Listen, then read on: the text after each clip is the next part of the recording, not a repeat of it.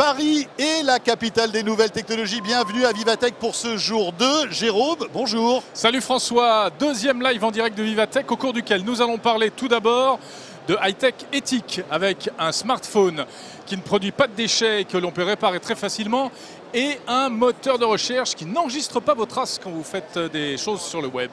On va parler aussi de chatbot et de reconnaissance vocale. On connaît Alexa, on connaît Google Home. Ouais. Est-ce que vous connaissez Georges? Eh bien, on va vous le présenter tout à l'heure. Et puis, on va aussi imaginer ensemble le parcours client d'une personne qui prend l'avion chez Air France. Vous allez voir, il y a plein de trucs géniaux qui vont arriver. Enfin, on terminera avec de la techno pure et dure. Vous découvrirez un système de recharge sans fil totalement innovant, ainsi qu'un petit gadget pour surveiller sa consommation électrique en détail à la maison. 01 Live Hebdo, jour 2 depuis Vivatech. Soyez les bienvenus, c'est parti.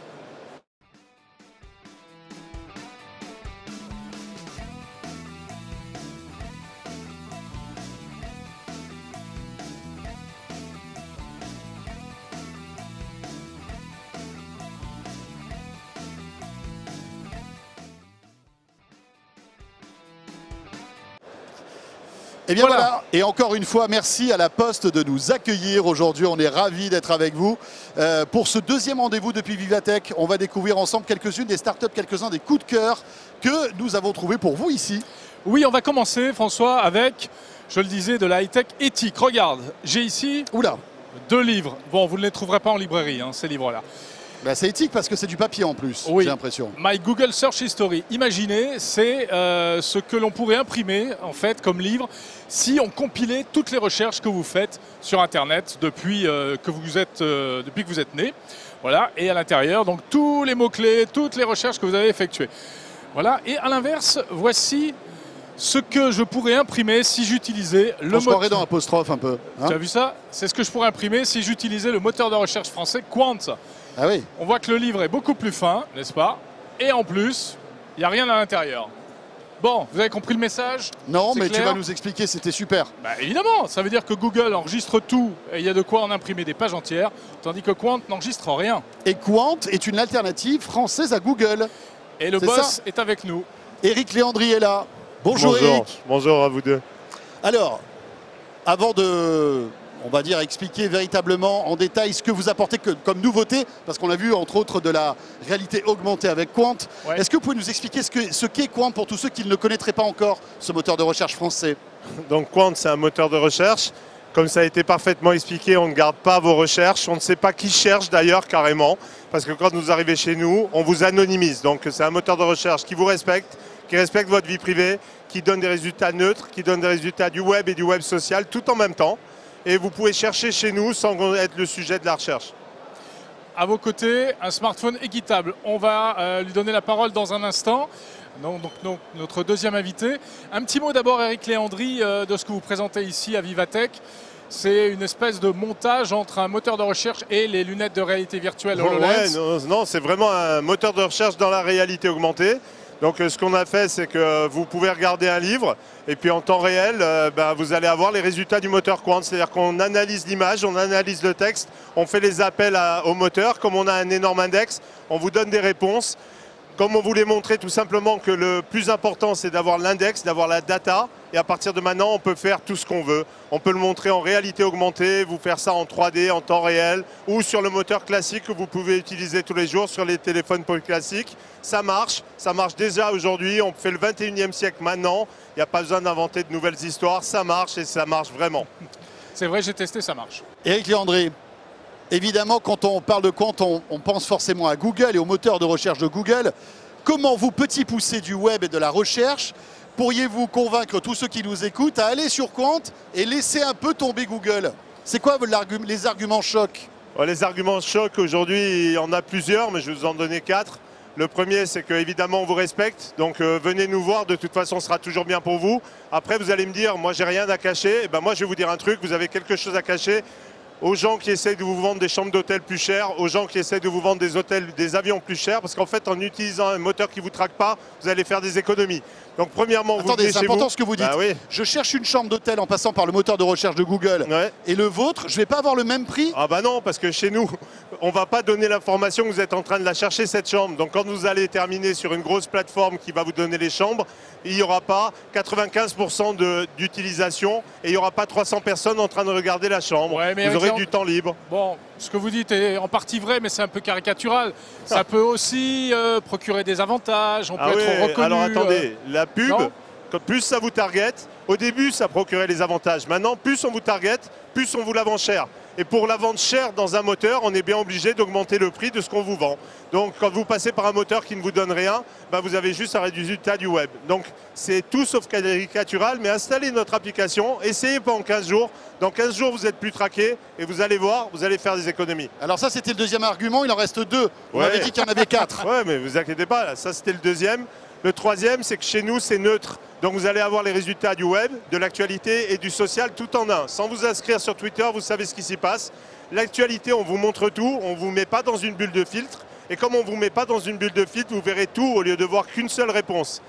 Et la dernière, on paye nos impôts ici, on a nos ingénieurs ici, on travaille ici et on va devenir rentable. Et donc on va payer de plus en plus d'impôts, ça nous fait plaisir tous les jours. Ça a l'air de rien, mais on est là pour l'Europe, faire des travaux en Europe, accélérer en Europe et faire qu'en Europe, on puisse développer entre nous avec la communauté européenne.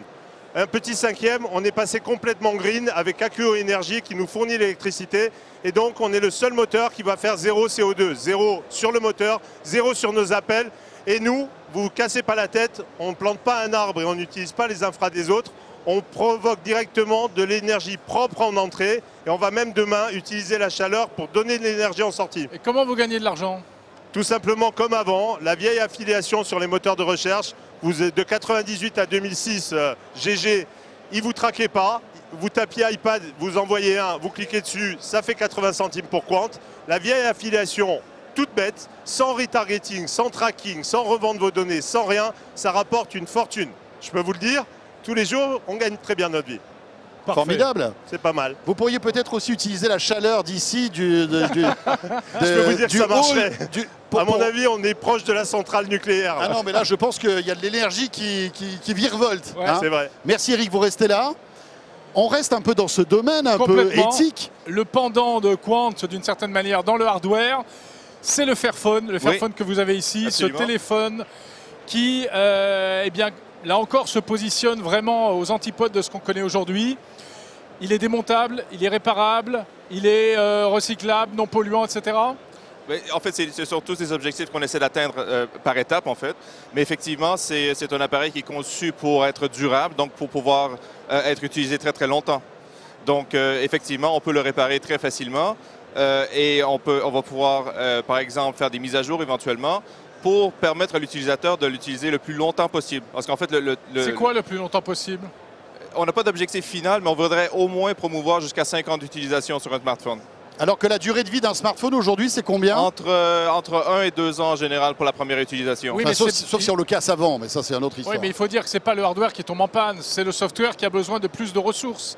C'est ça qui crée l'obsolescence. Oui, pas nécessairement en fait. Souvent, les manufacturiers ne fournissent pas de mise à jour ou de patchs de sécurité. Donc Google, par exemple, demande aux manufacturiers de fournir des patchs de sécurité de façon mensuelle.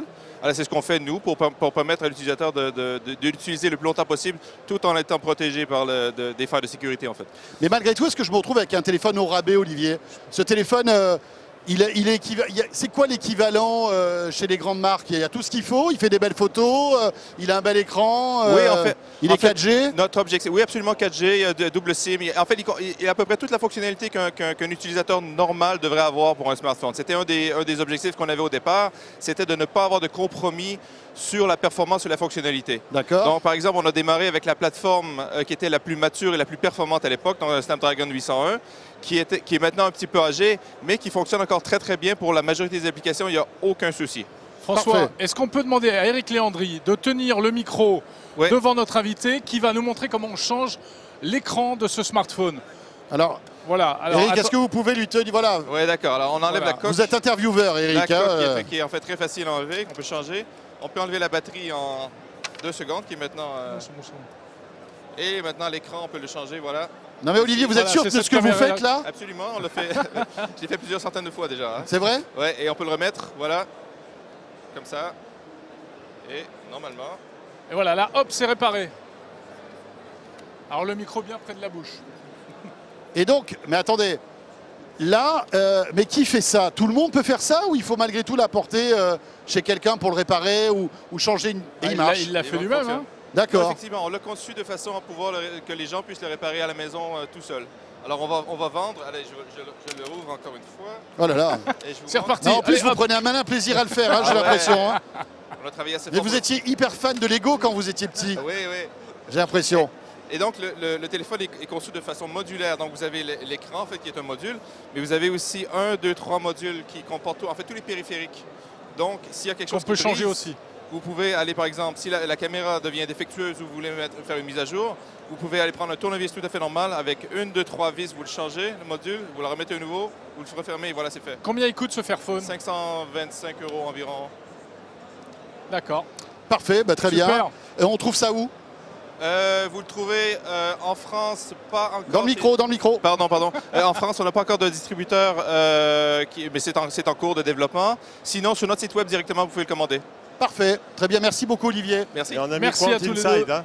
Comment? On a mis Quant dedans. Hein. Ah, en plus. On a fait un partenariat tous les deux maintenant. oui, hein. oui. Ah oui, bien Donc sûr. pas de Bien tracking, sûr. Fair et Quant Inside. Voilà.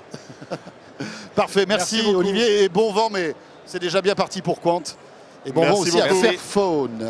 Tout à l'heure, vous allez découvrir une technologie d'alimentation sans contact assez étonnante. Ouais.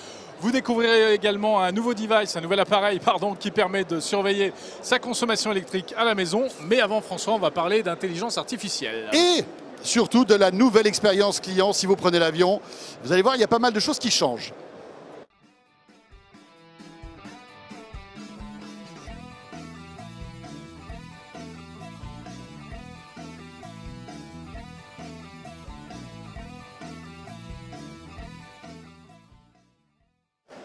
Et nous accueillons maintenant Gauthier Lemann. Bonjour Gauthier. Bonjour. Alors Gauthier, vous représentez la société Air France et vous allez nous expliquer dans un instant en fait comment Air France envisage l'avenir en matière d'expérience client, parce que c'est vrai que bon voilà, la plupart du temps ça marche bien, mais quand ça marche pas, On s'énerve. on s'énerve un peu. Mais là, vous allez voir, vous allez nous calmer. Et nous avons la chance aussi d'avoir avec nous Patrice Patrice Didier. Didier. Bonjour. Bonjour. Et vous allez nous parler d'un appareil que vous présentez ici sur le stand de la Poste qui s'appelle Georges, Jérôme. Qu'est-ce que c'est que ce Georges? Ah. Alors George, c'est un postier. Ah, George, il faut George. dire George. Ah, c'est George avec Non, l'accent. il s'appelle George. Ok. Mais il a l'avantage de s'appeler George à Las Vegas et George à Paris. Ah bah oui, bien Voilà. sûr. Alors qu'est-ce Et que au c'est Japon, vous l'avez baptisé comment? Je sais pas la traduction, mais je vais la chercher. Alors George, c'est très simple. Hein. George, quand on s'appelle La Poste, quand on est un groupe qui voyons chaque jour des millions de clients, des particuliers, des professionnels, on s'est dit on voudrait rencontrer par des facteurs. Hein, on rencontre des millions de clients par jour par les bureaux de poste. On s'est dit on veut d'abord améliorer l'expérience de nos clients, être encore plus proche d'eux, plus présent chaque jour avec eux. Et George, c'est un interface, c'est un petit objet. C'est un petit objet qu'on peut mettre chez soi. Alors on l'aperçoit là à l'écran. Alors vous le voyez, Voilà. il peut être même plus petit, ça c'est une version pour le salon, mais il peut être beaucoup plus petit. Il peut aller dans un avion aussi. Et George, il va vous permettre de vous simplifier la vie, si vous êtes par exemple un particulier, ou il va vous permettre de vous aider dans votre business, si vous êtes par exemple un petit professionnel. Je D'accord. voudrais vous donner un exemple pour être Oui. précis, On concret. adore les exemples Vous avec aimez Jérôme. bien? Il y a de plus en plus d'auto-entrepreneurs, d'hommes et de femmes qui choisissent et qui travaillent à domicile. Oui. Quand vous êtes entrepreneur, vous êtes un petit professionnel. Un des problèmes que vous avez, vous adorez votre activité parce que vous l'avez choisie, vous l'avez créée, mais vous n'avez pas beaucoup de temps. Puis le deuxième que vous avez, c'est que votre vie privée et votre vie professionnelle, elles se mélangent un peu. Il faut s'occuper des enfants, il faut faire son business, etc. Ça sent le vécu un peu. Un peu, réellement. Alors ma cliente, elle s'appelle Madame Mieux à faire. C'est bien. C'est pas mal. Hein. C'est pas facile à porter au Et quotidien, c'est mais pas facile au quotidien, mais j'ai pas trouvé mieux. J'ai pas trouvé mieux. Et madame, elle se lève le matin, elle a des enfants, elle a une activité de e-commerce, comme beaucoup. Elle expédie des bijoux, des petits bijoux, des jolis bijoux. Et elle se lève le matin et George quel- est allumé, quel il l'attend. suspense. Mais- Quel suspense. Et là elle- vous nous faites la version longue en fait, c'est ça? Voilà, mais vous avez George, il peut raccourcir les choses. Combien j'ai de rendez-vous aujourd'hui? Combien j'ai de contacts clients à faire? Et George va lui répondre. Ah ouais. On doit envoyer Donc c'est un système de reconnaissance vocale. de reconnaissance vocale, Un peu d'intelligence. comme Alexa, un peu comme Google Home, etc. Pas trop. Pas trop. Alors, oui et non. Ça y fait Nous, penser. on hein. pense que l'intelligence, elle a de sens que si elle combine l'intelligence artificielle et l'intelligence humaine. Parce que Madame Mieux à faire, elle a des expéditions à faire, elle a des colis à envoyer. Et elle va demander, il faudrait passer, que la poste passe chercher mes colis. Elle n'a pas le temps d'aller au bureau de poste. Et elle va dire à George, est-ce que la poste peut passer? Et la poste va passer, va se connecter. Là, George répond, mais t'es folle George, ou quoi? le facteur va passer, il va prendre les colis. Et puis elle va dire, mais j'ai besoin de rencontrer des clients, il me faut plus de clients. Et là, elle va demander à George comment on fait à la poste pour avoir plus de clients. Et alors là, George, il ne sait pas répondre tout seul. Il va dire, je vais vous mettre en contact avec celui qui peut vous conseiller. Et George va rappeler la personne, et c'est des services de la poste, des services de télévente qui vont parler directement. Et le numérique va permettre de mettre le client en contact avec de l'humain. Et c'est en ce sens, par rapport à votre question, que je vous disais qu'il y a de l'intelligence artificielle, mais qui peut mettre aussi en contact avec de l'intelligence humaine. Patrice, vous nous avez donné un exemple, on va dire, d'une entrepreneuse, même, voilà. Mais est-ce que pour le grand public, Georges a un intérêt? Bien sûr. Parce qu'il y a Madame Meusafer, mais aussi Madame Michu. Vous imaginez, oui, Madame Michu, par exemple, elle a commandé des belles chaussures dans un grand groupe de chaussures. Elle a besoin de elle apprend, Georges lui dit, elles sont arrivées. Elles sont arrivées, le facteur est peut-être passé, elle n'était pas là. Elle ne savait pas qu'on pouvait choisir ses préférences de livraison. Et il va lui dire, elles sont à tel bureau, voilà le chemin. Sur son portable, le chemin pour aller au bureau de poste le plus proche va apparaître, puisque George va parler à son téléphone portable. Et elle va pouvoir simplement aller au bureau de poste pour aller le chercher. Mieux, elle va pouvoir dire, je préférerais qu'on me les amène. D'accord. Qu'on me les amène chez moi. Et le lendemain, c'est le facteur qui va lui apporter. Est-ce que ça répond à votre question? Alors Patrice, tout ce que vous nous décrivez, c'est déjà opérationnel ou on est dans le concept là? Non, ce sera un test en fin d'année, à la fois en fin d'année, en fin de 2017. En vue de déployer cela en 2018. Pourquoi? Parce qu'on veut les faire avec les valeurs de la Poste. On veut les faire avec des valeurs de confiance, avec des données parfaitement sécurisées, stockées en France. Et ça, c'est très important. Sujet sensible, on l'évoquait hier avec Nathalie Collin d'ailleurs. Nathalie Collin le disait hier sous votre plateau, c'est un sujet extrêmement important. Et nous, bien sûr, les données elles sont totalement sécurisées et on peut garantir à notre client que tout ce qu'on se dit entre nous et lui, c'est entre nous et lui, et uniquement entre nous et lui. Voilà. Et c'est une volonté vraiment d'incarner cette force du numérique et du physique avec des valeurs qui sont les nôtres, celles de postiers, qui finalement sommes au quotidien, au plus proche des gens et sommes des acteurs de la confiance au quotidien, dans le numérique et dans le physique. Donc on se donne rendez-vous l'année prochaine avec Georges. L'année prochaine, à moins que vous fassiez partie du test. Parfait, merci beaucoup. Merci. Donc, après Georges, Jérôme, quand j'ai PNC résolu... aux portes et désarmement des toboggans. Est-ce que tu es prêt? J'ai résolu tous mes problèmes voilà. Auto-entreprise. De colis, tout ça. Et tu veux partir en week-end. Je veux partir chercher de nouveaux clients à l'autre bout du monde. Voilà, ou même partir en week-end. Voilà. C'est ça qui est aussi ici assez intéressant à Vivatech, c'est que toutes ces grandes entreprises, justement, montrent un petit peu comment le quotidien de leurs clients va changer. Il y a pas mal de choses qui vont changer. On le voit alors vous allez nous dire dans combien d'années, si c'est rapide ou si c'est à court terme ou à moyen terme. Qu'est-ce qui va changer concrètement pour nous? Est-ce que vous avez des exemples à nous donner? Oui, on a plein d'innovations qui vont arriver, qui sont déjà arrivées et que vous connaissez. Vous êtes des voyageurs fréquents et vous utilisez nos apps et vous savez qu'on innove. Nous, on est présents sur Vivatech cette année justement pour montrer nos innovations, montrer cet esprit d'innovation, cet esprit de transformation digitale, s'assurer que pour le grand public, c'est aussi l'image d'Air France qui change et qu'on montre qu'on sait innover et qu'on sait leur apporter des solutions pour leur quotidien de voyage. Alors, la reconnaissance faciale, par exemple. Est-ce que vous avez un bel exemple comme Madame Meusafer? Alors effectivement, nous, on a des beaux exemples et on pense que le principal outil pour notre voyageur, pour rester en contact avec lui, c'est son téléphone mobile, son smartphone. Nos clients, dans leur immense majorité, ils ont un smartphone. Et donc, on essaye de développer le plus possible des nouvelles applications, des nouvelles choses qui vont être disponibles sur leur smartphone. Donc deux choses dont je peux vous parler qui sont une déjà disponible et qu'on commence à développer et puis une à un petit peu plus long terme. La première, c'est tout ce qui est autour de la géolocalisation. Donc vous avez dès aujourd'hui des systèmes de géolocalisation dans l'app qui vous permettent de dire je suis dans Paris, mon vol il est dans 3 heures. Quel est le chemin pour aller en transport en commun ou en voiture à l'aéroport? Vous donnez aussi dans l'aéroport, c'est ce qu'on va tester cet été, des temps d'attente.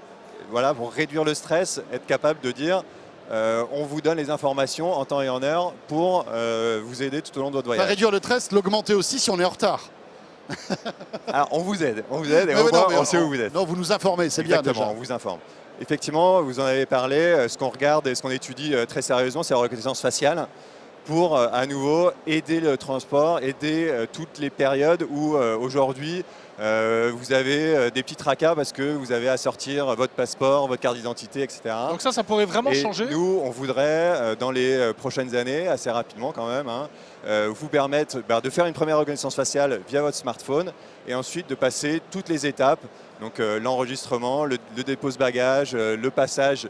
Simplement montrant notre visage à une caméra. Simplement en montrant votre visage à la caméra. Ça marche aujourd'hui? C'est des technologies qui aujourd'hui commencent à être assez matures. Donc, oui, mais on dit que la reconnaissance faciale est quand même pas avec un haut niveau de sécurité. Finalement, on commence à avoir vraiment des niveaux de reconnaissance qui sont tout à fait acceptables. Il y a des tests qui sont faits par ADP et dans d'autres aéroports, à Schiphol pour KLM, pour justement faire des tests, faire la reconnaissance faciale, faire le passage frontière avec la reconnaissance faciale. Je ne peux pas juste prendre une photo pour essayer de me faire passer pour quelqu'un d'autre. Alors, à un moment, on va vous demander de reconnaître votre passeport, mais ce qu'on essaye de faire, c'est de le faire une fois. Et puis, une fois que c'est fait, utiliser cette reconnaissance pour passer plus facilement votre dépose de bagages ou votre. C'est vrai que même le système Paraf, qui aujourd'hui permet d'accélérer en fait le passage à la douane, pourrait demain intégrer la reconnaissance faciale. Tout à fait. Donc les nouvelles machines, jusqu'ici, les anciennes Paraf, machines étaient juste avec reconnaissance tactile, digitale. Et là, les nouvelles machines qui sont installées, elles intègrent cette possibilité de faire la reconnaissance faciale. Et ça serait bien qu'ils les installent parce qu'à chaque fois que nous on passe à Paraf, c'est en panne. Donc c'est ce que disait Jérôme, mais on n'a peut-être pas de chance en fait. Je pense que c'est ça. POC ADP. Quoi d'autre alors? Parce que bon, on a parlé de reconnaissance faciale. Les chatbots, tout le monde en parle ici. Comment Air France peut s'accaparer cette technologie et comment justement aider le passager? Notre volonté, c'est vraiment d'être là où sont nos clients. Donc pour beaucoup de nos clients, c'est effectivement être capable de dire vous avez votre smartphone, vous avez l'application Air France et donc on peut rentrer en contact avec vous via l'application Air France. Mais tous nos clients n'ont pas forcément l'application Air France, on aimerait bien, ils peuvent le faire mais ils ne l'ont pas tous. Et donc on souhaite être là où sont nos clients. Donc être là où sont nos clients, c'est par exemple être présent sur Facebook Messenger. Et donc voilà, c'est ce qu'on va développer, vous envoyez votre carte d'embarquement sur Facebook Messenger. Air France et KLM, c'est les deux seules compagnies au monde qui vous envoient leur carte d'embarquement sur Facebook Messenger. L'utilisation de Facebook Messenger est légèrement supérieure à celle de l'application Air France et vous permettre de discuter également via l'ensemble des canaux, via les réseaux sociaux et via des bots. Donc là, ce qu'on teste en ce moment, ce qu'on va mettre en test cet été, c'est des premiers bots qui vont traiter des sujets comme les bagages.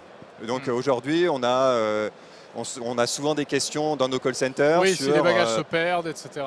Plus sur à combien de bagages j'ai le droit, quelles sont les dimensions des bagages que j'ai le droit d'emporter en cabine, quel est le poids maximum que j'ai le droit d'emporter. Est-ce que si je viens avec ma guitare, est-ce que je viens avec mon surf, est-ce que j'ai le droit de prendre ça en bagage en soute?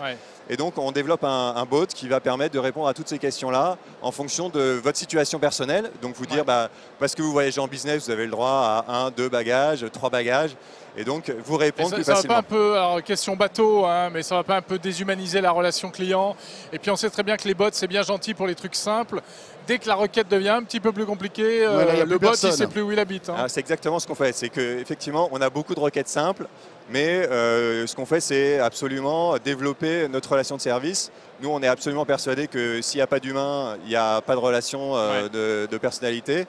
Donc on donne à nos équipes, on a distribué 2500 tablettes à nos équipes en vol et au sol pour justement avoir les informations digitales, avoir les informations sur nos clients et pour pouvoir les suivre.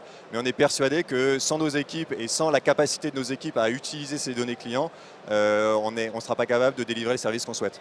Gauthier, dernier sujet sensible, c'est le Wi-Fi dans les avions. Vous n'êtes pas les premiers à mettre du Wi-Fi dans les avions, malheureusement. On espère que vous ne serez pas les derniers. Ça commence à arriver. À terme, tous les avions Air France auront du Wi-Fi, du plus petit au plus grand. Oui. En fait, le Wi-Fi, on le teste depuis 2013 quand même. Donc on avait équipé un 777, un Boeing 777 du Wi-Fi.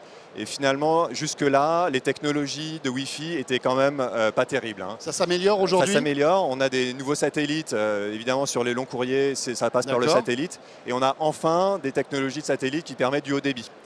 Donc on a décidé là de se lancer dans du Wi-Fi pour l'intégralité de notre flotte Donc d'ici 2020, l'engagement qu'on a pris, c'est d'ici fin 2020, l'ensemble de notre flotte sera équipé en technologie Wi-Fi. Donc ça va commencer début 2018. Ça commence avec l'ensemble de nouveaux avions qui rentrent dans la flotte. Donc les Boeing 787 qui rentrent dans notre flotte, on en aura 5 d'ici la fin de l'année. Donc eux, dès l'entrée en flotte, ils sont équipés du Wi-Fi.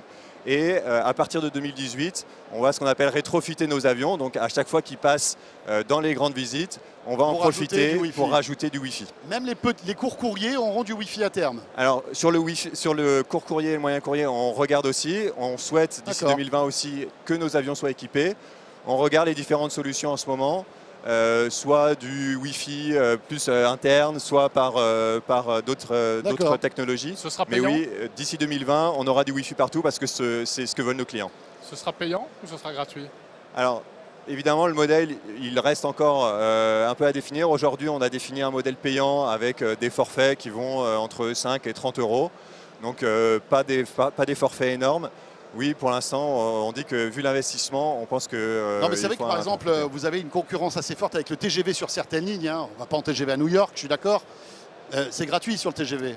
Donc voilà. Alors, on sait très bien que d'ici quelques années, comme ça s'est passé dans les hôtels, on passera sur un système payant, c'est évident, et parce que ça se démocratise. Système gratuit plutôt. Système gratuit, on va dire. Oui, sur un système gratuit. Voilà. Je pense qu'on y arrivera.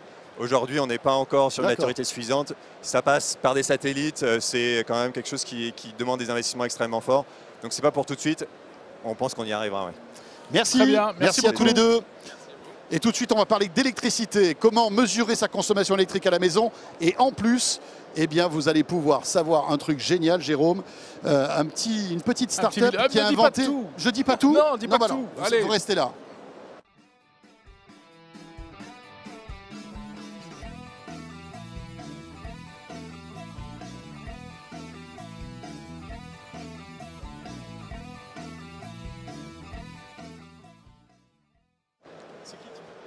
Et on rentre dans le dur là, Jérôme. Ouais, avec nos deux derniers invités de ce live, Timothée Lequen. Bonjour. Bonjour. Bonjour de Timothée. Energy Square. Oui. C'est écrit sur son t-shirt si tu as un trou. C'est ça. Ah ben voilà, exactement. Son t-shirt, t'as pas de trou. Voilà. Energy Square, on va Energy découvrir Square. ce que c'est. Et Antoine Clé, Bonjour. de la société Voltaware. Alors voilà, là je disais on rentre dans le dur parce que là regardez, hein, c'est un truc, bon c'est Attention, pas... tu vas le casser. Non, c'est pas super sexy, hein, mais franchement ça, installé sur le panneau électrique de ta maison, c'est pas mal du tout. Voilà. De quoi s'agit-il? Dans la boîte à fusibles principale de la maison, c'est un capteur très simple et très peu cher qui permet de suivre votre consommation d'énergie en temps réel et de détailler votre facture appareil par appareil. Enfin, Mais attendez, ça fait des années qu'on attend ça. On en rêve, nous. Merci beaucoup. Pour savoir que votre cafetière vous a coûté 1,50 € ce mois-ci en électricité, que votre phare à repasser vous a coûté 2 € ce mois-ci en Mais électricité. comment faites-vous? Parce que normalement, il faudrait aller contrôler appareil par appareil. Voilà, donc moi je suis responsable du machine learning à Voltaware, donc je ne vais pas vous dévoiler les secrets industriels, mais en fait on a une analyse du courant qui rentre dans la maison et qui est envoyé par Wi-Fi sur nos serveurs où on a nos algorithmes qui fonctionnent et qui renvoient les résultats dans l'application mobile du client. Donc en captant l'ensemble de la consommation électrique, Voilà. vous arrivez, vous, à identifier sur le réseau les différents appareils. Exactement, parce que en fait, chaque appareil électrique a un impact différent sur l'onde de courant qui rentre dans votre maison.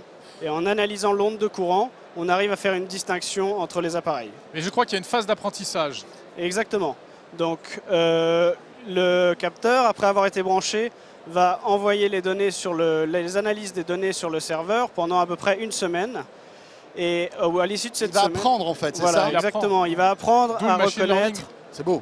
À reconnaître votre cafetière. Vous allez l'utiliser 6 fois dans la semaine et on va reconnaître des similarités entre 6 événements et on va dire ici on a un appareil électrique et ensuite l'utilisateur final, quand il va allumer sa cafetière, va voir apparaître appareil numéro 6 et il va juste devoir identifier appareil numéro 6 avec sa cafetière. D'accord. Oui, parce que vous n'allez pas savoir que c'est la cafetière. Pas encore. Pas bientôt. encore. C'est bientôt, je ne peux pas vous le promettre. Sens, ça peut rassurer certaines personnes. Exactement. C'est-à-dire que voilà, vous n'espionnez pas ce qui se passe à l'intérieur des maisons. On n'espionne pas ce qui se passe à l'intérieur. Néanmoins, Comment ça se branche? Donc en Parce fait, que je bon, branche ça sur le câble d'arrivée, c'est donc ça? voilà, ça, ça c'est un Tor, donc Un ça Tor, se ouais. déclipse. Un Tor, François. Ici. Tu vois, c'est ça un Tor. c'est ça un Je t'en tort. parle Voilà. souvent au Oui, déjeuner. oui, c'est vrai. Vous passez dans le câble Attendez, principal. hop là, Attends, voilà. Dans le câble principal ici, hop, Ouais. c'est vraiment très simple. Tac. Et ensuite, on a deux petites fiches magnétiques qui permettent qui se clipsent sur des vis du compteur et qui D'accord. alimentent en courant le compteur. Et après, ça se C'est- connecte en Wi-Fi. Et après, il y À a la une box petite de la manipulation Wi-Fi pour lui Ça, c'est donner c'est le petit boîtier la Wi-Fi, connexion Wi-Fi. Mais c'est génial. Donc franchement. c'est une installation très simple qui prendra 5 minutes pour un électricien professionnel. Oui, parce qu'on ne peut pas l'installer soi-même. Non. On touche quand même à l'électricité. Là, À, il y à une a. zone sensible. S'il y a une mauvaise manipulation, ça peut être très dangereux. Donc on Mais a si un- on est un peu geek, on peut l'installer soi-même, non? s'il y en a un. Si on est peu un peu geek. geek.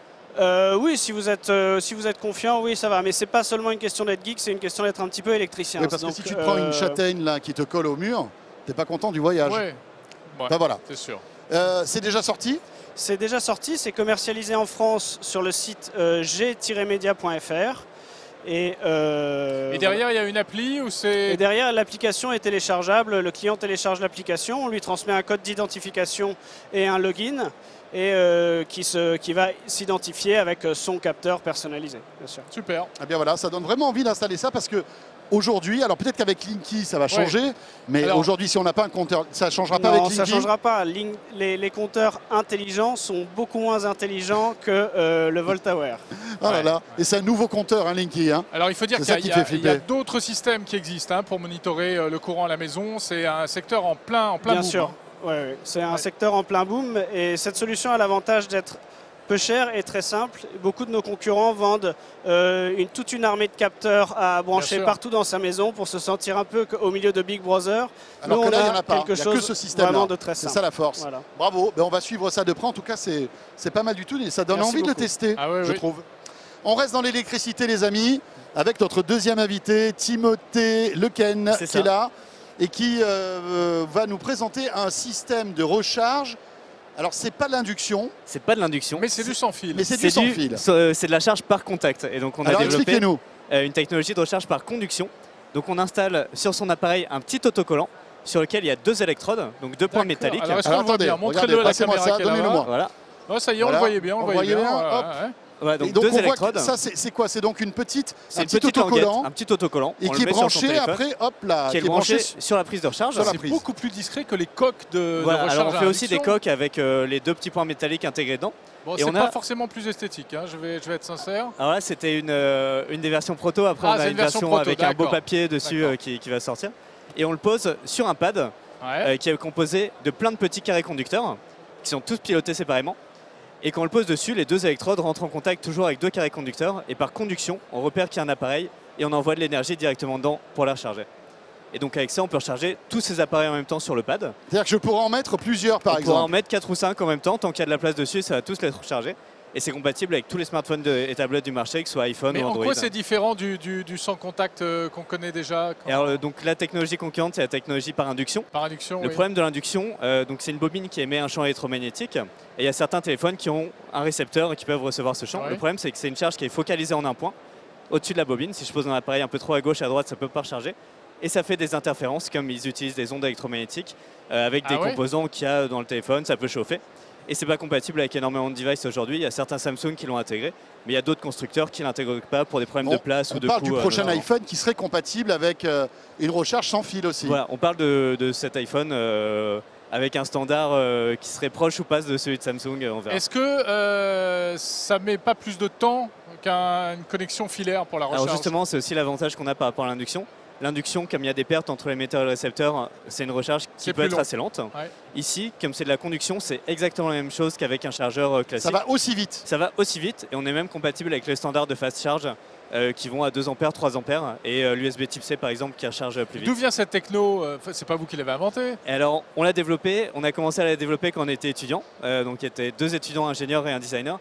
Et l'idée c'était de se dire, par exemple ici sur cette table, on a tous posé nos appareils et on veut capitaliser sur ce temps-là pour les recharger et donc de penser à une surface qui pourrait permettre de recharger cet appareil sur une surface entière. Donc Timothée, vous êtes un petit malin.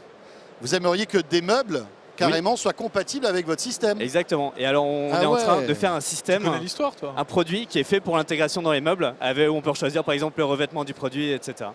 D'accord. Et vous en êtes où là? Et ça nous- existe, ça, on peut l'acheter? Alors on avait fait une campagne de précommande sur Kickstarter en juin dernier. On va livrer les premiers backers le mois prochain. On est en toute fin d'industrialisation. On fait une première série cet été. Et ensuite, le but, c'est d'aller voir des gros fabricants d'électronique et leur proposer notre technologie en standard pour qu'ils intègrent ça directement dans leurs appareils. Bravo. Parce qu'on sait que par exemple Ikea a des meubles avec la technologie induction, c'est la C'est quoi? ça. C'est Q-Charge, je crois, non? Un truc comme ça. Ouais, il y a Qi, Qi, voilà. exactement. Et donc voilà, pour y aller voir Ikea pour qu'ils intègrent votre techno à vous. Voilà, et pour l'instant, on travaille avec des mobiliers de bureau, avec Steelcase par exemple. Et pour recharger, quand vous êtes au travail, vous posez votre appareil à côté de votre ordinateur portable et ça le recharge. Et demain, on sera capable de recharger des ordinateurs portables, parce qu'on n'a pas de limite en termes de puissance vu que c'est de la conduction. Bravo.